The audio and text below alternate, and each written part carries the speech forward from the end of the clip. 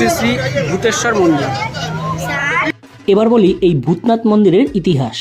এটি কিন্তু শুধুমাত্র মন্দির নয়, এটি একটি ধর্মীয়, সাংস্কৃতিক ও ঐতিহাসিক গুরুত্বপূর্ণ স্থান। 1527 সাল নাগাদ রাজা অজগর সেন এই মন্দিরটি নির্মাণ করেছিলেন।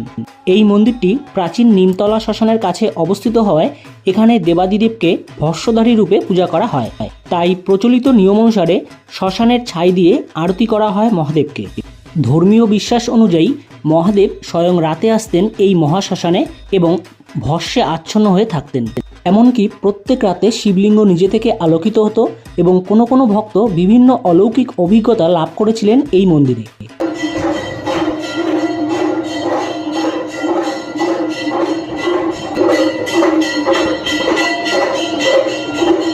ভক্তদের বিশ্বাস, তারা এই মন্দিরে আসলে মনের শান্তি খুঁজে পান এবং মহাদেব